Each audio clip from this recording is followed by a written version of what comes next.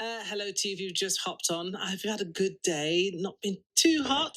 It's nice and cool now, isn't it? Yes. All right, let's get ready to chat about Monday motivation. Monday blues are the worst, and in this heat, we can be feeling, well, then more than ever, can't we? It's easy to feel sluggish and unproductive in the heat, but is there a way that we can snap out of it? Jenny Critchlow is my motivational guest this week, and she's here to talk about it some more. Jenny is the founder of the Peace Gym and has the best actually tools for picking yourself up and getting going. This is going to be rather good. Hey Jenny, how have you been coping with the heat? And welcome to the show, by the way. How have you been handling it all? Oh, hi, Sandra. Thanks for having me on. Well, it's hot, definitely. We had the most incredible thunderstorm over here earlier. So we've just been watching that and just marvelling at, how different the weather can be from one moment to the next. Oh, really? What location then? Just tell me what area you are, because I've not seen anything here. I'm in Claverdon, which is between Warwick and Henley and Arden, and it just came in like a flash. I mean, it was just hailstones and everything. It was incredible. Hailstones? Gosh, just Spooky. down the road. Oh, my word. It's weird, isn't it, this weather? Yeah. Oh, my gosh. Well, all right then. Very interesting. Thank you for that weather update. If it changes, tell me, won't you? Absolutely. You can be our roving reporter for the weather this evening. Wow. Thank you for being with me. How is everything then with the Peace Gym? Remind me what it's for and for who you're actually helping as well. Oh, hopefully we can sort of help everybody. But my company, the Peace Gym, runs workshops and courses in changing the dialogue that we have inside with ourselves, so that then life not only becomes a bit more peaceful and you're a bit more enlightened about how you work, but the way we see things change. When we change the way we look at things, the things we look at change. I know it's a cliche, but it's really true. So I teach things like meditation and shamanic dreaming. I run some sound baths and do one-on-ones. I teach Reiki, but all of them underneath, for me, the message is, how can we empower ourselves to find our own answers without having to go to ask somebody else? So it's all tools to find our inner voice. Cheaper as well. Anyway. Yes, it really is. It is. Job. Yes, actually, yes. Don't do that. Don't do that. We just talked about weather, didn't we? And it has funny effects on people. Some love it and some literally hate it. Now, if you find yourself in the latter category, what's your best advice for staying positive and motivated? Well, I always say the best way of beginning change is to put a space between what we're telling ourselves and what the reality is. So we may say, I hate this weather, I'm too hot. But that is just a sentence.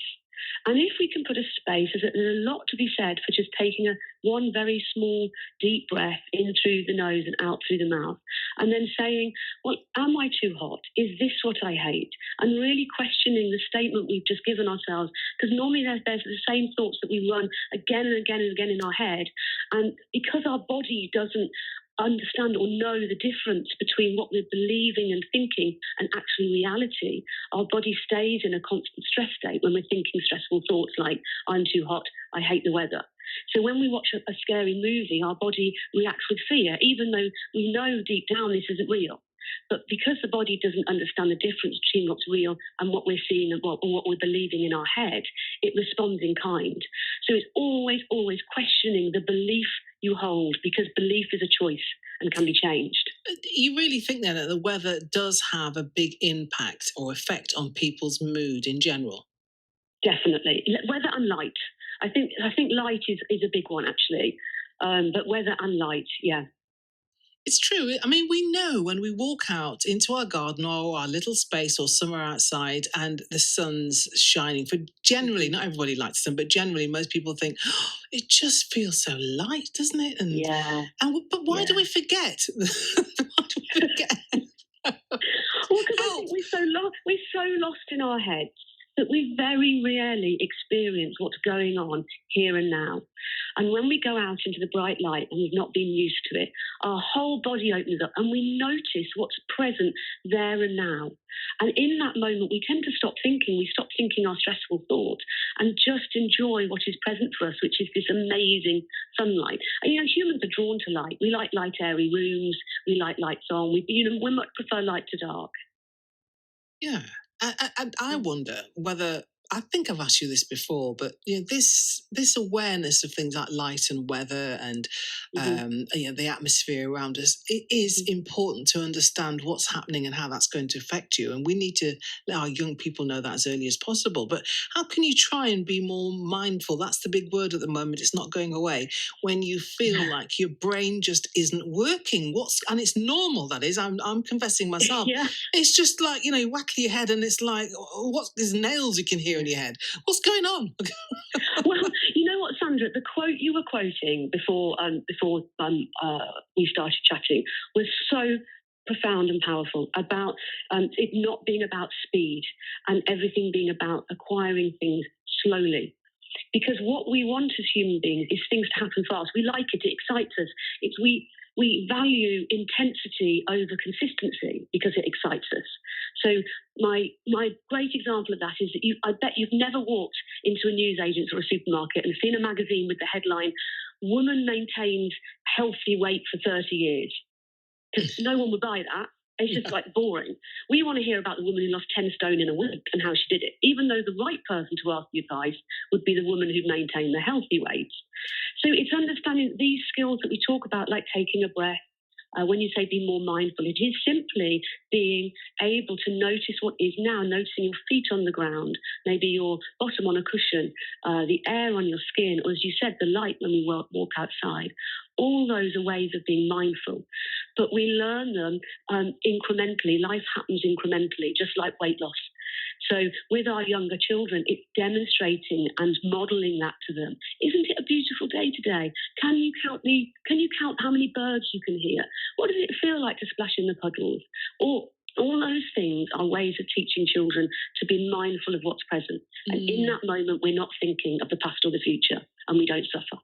Oh, thank you for that lovely picture. I was out in the city centre a couple of days out Sunday after I did my Sunday breakfast show. Just had a little walk around town, and in the centre there's this kind of area that just throws up water actually without you realising it, and it's lovely. But those who know, just stand and wait for these spurts of water, and it's lovely. And the kids go in and out of it. It's a hot day, and just the sort of abandonment of these children enjoying that present moment, and then more importantly, watching the carers or the parents just enjoying watching them. And I was thinking, this is such a lovely picture. And what was so lovely, it was so multicultural as well. It's lovely seeing these different variety of people and age as well, just enjoying that moment. So enjoy that present moment. Well, how does it make you feel with that water dripping on your head? It's just lovely. What does that feel like? Can you count sounds? When you're really overwhelmed, it's 5 things you can see, 4 things you can hear, 3 things you can touch. Anything that brings you into this present moment, because we suffer because we live in our heads and believe the thoughts that we're thinking. All right, Jenny, you've been amazing already. Going to take a little break and digest all that you've just said, and we'll come back and ask you some more questions around all of this. We'll talk about meditation as well. But here's Nelly Furtado.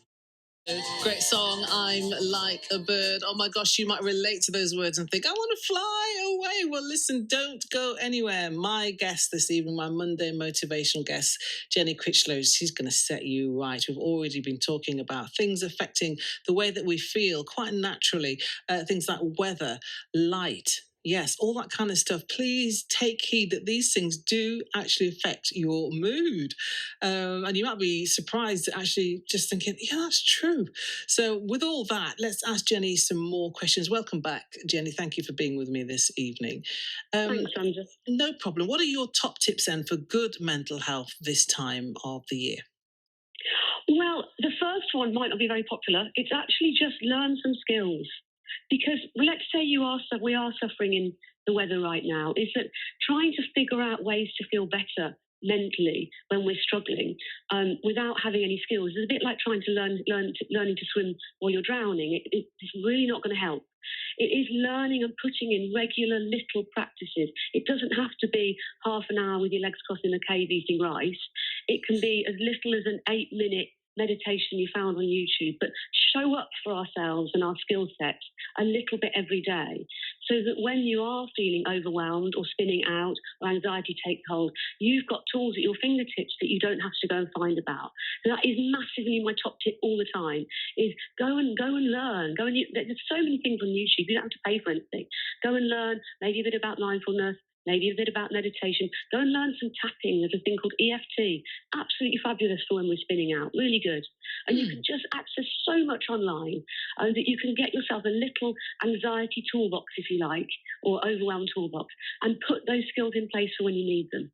Yeah, I wonder if we should expect anxiety more. Just think that today, when you get up in the morning, there is going to be something that I'm likely to be anxious about. It could be a result of something, could be anything, could be the way that somebody looks at you. How am I planning to deal with that today? Okay. And that's sometimes the way that I try and approach my day. I don't always do it, but it's not that I'm looking for negative things, Jenny. But naturally, life does throw stuff at you, from stuff with kids, family, something you've watched, you've heard. So something's going to make you anxious. And by the end of the day, are we going to be defeated by 50 times in that day of something making us anxious? We're going to be worn out, aren't we, by 10 o'clock in the evening? Yeah, that's why most people are. It's like, that's why we're numbing ourselves with alcohol and TV and things. It's like we can't quite cope with what are actually our feelings, and anxiety is a feeling. And absolutely, there are lots of tools to manage it. But the secret to feelings is, one, they want to be felt. And what we do is try and avoid them by numbing ourselves. But as I said, with like alcohol and food and phones.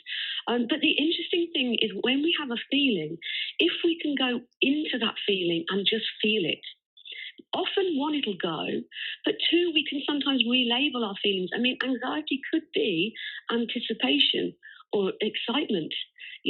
Fear could be curiosity. We don't need to put the labels on. We can literally go and experience what it is to have that feeling. And that feeling then moves on because we don't stuff it down. Oh, can you say that again, that the feeling actually does move on? Because I think that's a reality moment that people need to understand. Yes. Our feelings need and want to be felt. And we don't like feeling them. We do a lot of avoiding feelings we don't like the feeling of. But nobody ever died of a feeling. We die of the things we do to avoid them, but we never die of a feeling. And so there is this point where, when a feeling arises that we would rather not, if we can sit with it, if you like, and feel it, almost be curious about it, it starts to move. It doesn't stay in us. It moves out. It's really fascinating. There is a quote, isn't there? And this too will pass. I'm sure you've heard that. And this too will pass. Oh, yeah. And the good stuff too. If you're having a bad day, things are terrible, things are awful, this too shall pass.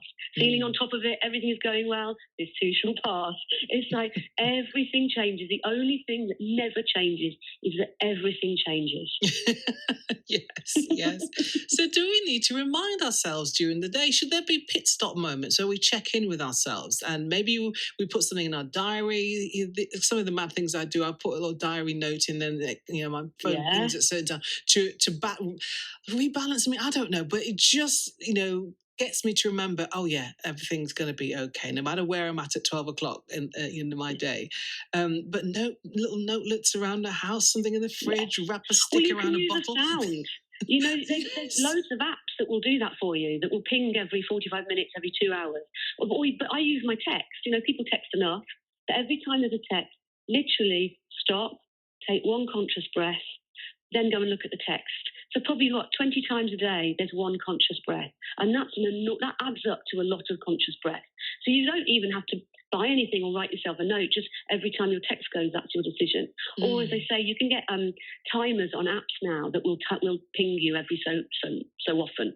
And that's your reminder just to stop, be present. Even if you're in the middle of a conversation, even if it happened now, Sandra, I'd go, I'm just going to do my moment.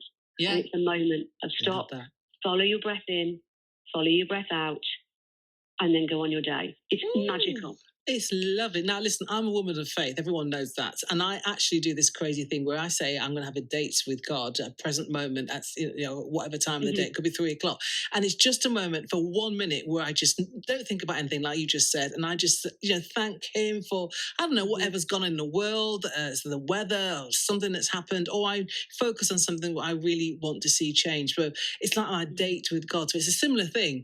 It's a date. I love that. I love that. You are so good. Absolutely beautiful. Absolutely lovely. Yeah, you can have a date with anybody at 3 o'clock.